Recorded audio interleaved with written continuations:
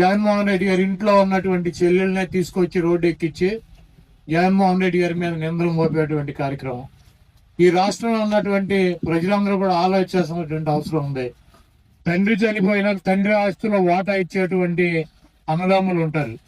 తన సొంత ఆస్తిలో కూడా వాటా ఇచ్చి ఈరోజు జగన్మోహన్ రెడ్డి గారి మీద ఇంత దారుణంగా ఆడపిల్లలు మాట్లాడుతున్నా కూడా సంస్కారంతో ఒక్క మాట కూడా చెల్లెళ్ళ గురించి తప్పుగా మాట్లాడినటువంటి మానవత్వం ఉన్నటువంటి వ్యక్తి జగన్మోహన్ రెడ్డి గారు.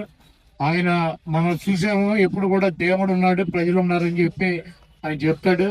తిరుపతి లడ్డు విషయంలో దేవుడు కూటమి ప్రభుత్వానికి కానీ ఆ కూటమిలో ఉన్నటువంటి నాయకులకు కానీ ఎటువంటి ముట్టికాయలు వేసాడో, ఏ రకంగా అభాసు పాలయ్యారో మనం చూసాము. తప్పకుండా ఆ దేవుడి దయతో ప్రజల దయతో జగన్మోహన్ రెడ్డి గారు ముఖ్యమంత్రి అవటం తథ్యం. ఈ దొంగ వాగ్దానాలు ఇచ్చినటువంటి ఈ కూటమిని ప్రజలు కూటం దించే రోజులు దగ్గరలోనే ఉన్నాయని చెప్పి తెలియజేస్తూ, ఆయన ఎప్పుడో మర్చిపోయారు ప్రజలు. మళ్ళీ సీటు కోసం ఏదో చెప్తా ఉంటారు. అది అవకాశమే లేదు. ఓకే, క్లియర్గా చెప్తున్నా. ఇప్పుడు రోజుకి వచ్చి కొంతమందిని కలుతారా, 10 మందిని కలుతారా, ఐదుగురిని కలుతారా చెబుతారని తింటారు. ఇంతకుముందు ఆయన 20 ఏళ్ళు ఎమ్మెల్యేగా ఉన్నాడు కాబట్టి ఓకే, ప్రజలు ఏమనుకున్నాడు, ఆయనకు అంతా తెలిసేమో అనే ఉద్దేశంతో ఉన్నారు. నిజానికి ఏమీ తెలియకుండా ఇట్లాంటి మాటలే అప్పుడు చెప్పింది. బేసిక్గా ఎవరితో కలిసే పని లేదు దీంట్లోంచి.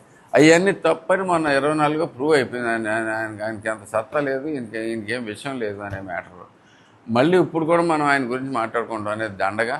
ఇంకోసారి అలా వచ్చినప్పుడల్లా చెబుతూనే ఉంటాడు. ఆయన అడగగానే నన్ను అడుగుతారు క్వశ్చన్లో దండకి. ఎందుకు మాట్లాడతాడో ఆయనకి తెలియదు. ఇది ఏమన్నా ప్రజల సమస్య ఇది. ఈ విషయం మీద ప్రజలు ఎలా అనుకుంటున్నారు. ఓకే, ఆయన ఎవరితో మాట్లాడాడు, ఎంతమంది చెప్పారు, చెప్పమనండి నేను మాట్లాడు. తండ్రి చనిపోతే కూతుర్లకి కొడుకులకి ఆస్తి పంచుతారు, కానీ తన సొంత ఆస్తిని కూడా జగన్మోహన్ రెడ్డి చెల్లికి పంచారు. అలాంటి వాటిపైన కూటమి నాయకులు విమర్శలు చేస్తున్నారని చెప్పి కూటమి నాయకులు కాదండి చేస్తుంది, విమర్శలు చేస్తుంది సొంత చెల్లి. బేసిక్గా మేము వింటున్నాం అంతే. ఆయన చెప్పింది వింటున్నాం, ఆవిడ చెప్పింది వింటున్నాం. మాకు ఏది కరెక్ట్ అని మీకు అనిపిస్తుంది, మీరు ఆలోచించుకోండి. ఒకటే ప్రశ్న. ఇప్పుడు జగన్మోహన్ రెడ్డి గారు చెప్పింది వింటున్నాము, ఇద్దరు చెల్లెళ్ళు చెప్పింది వింటున్నాము. ఏది కరెక్ట్ అనిపిస్తుంది ఎవరికైనా కానీ అది వాళ్ళే వదుకోండి. మాకు మధ్యలో గోళ దీంట్లోకి. అని డబ్బులు ఇవ్వలేదని తల్లి వాళ్ళ మదర్ చెప్తున్నారు, వాళ్ళ సిస్టర్స్తో చెబుతున్నారు. అలాగే ఈయన వివేకానంద రెడ్డి గారి మర్డర్ కేసు గురించి అలాగే ఉంది. ఓకే, ఆయన మనం చెప్పేది కాదు, వాళ్ళ సిస్టర్సే చెప్తున్నారు. అందరూ డైరెక్ట్గానే ఆవిడే చెబుతుంది.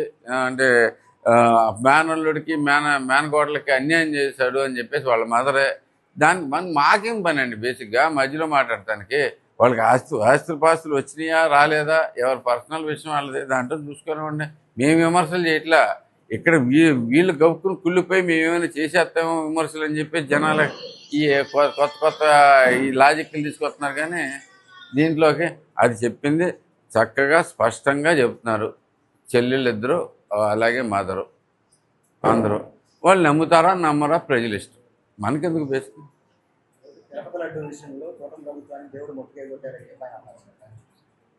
ఏ రకంగా మొట్టికాయ కొట్టారు దీంట్లోకి. Tirupati laddu very clearly proven case దాంట్లో. ఓకే, అంటే ఇప్పుడు విషయం ఏంటంటే దీంట్లోకి ఈ మాట్లాడే వాళ్ళందరూ చెబుతున్నారు కదా, ఈయనే కదా. మీకు గుర్తుందా లేదా, రాముడు తలకాయ తీసేస్తే వద్దు కొత్త విగ్రహం పెడతాం. ఓకే, ఆంజనేయులు చెయ్యిరిగిపోతే ఏమొద్దన్నాడు. ఆయన మాట్లాడే దాంట్లో ఏంటంటే క్రెడిబిలిటీ. మళ్ళీ తిరుపతి దీంట్లోకి చెప్తారు. ఇప్పుడు దాంట్లో వేసుకుని దీంట్లో చేసుకొస్తాం, దీంట్లో ఇంపార్టెంట్ లేదు బేసిక్గా.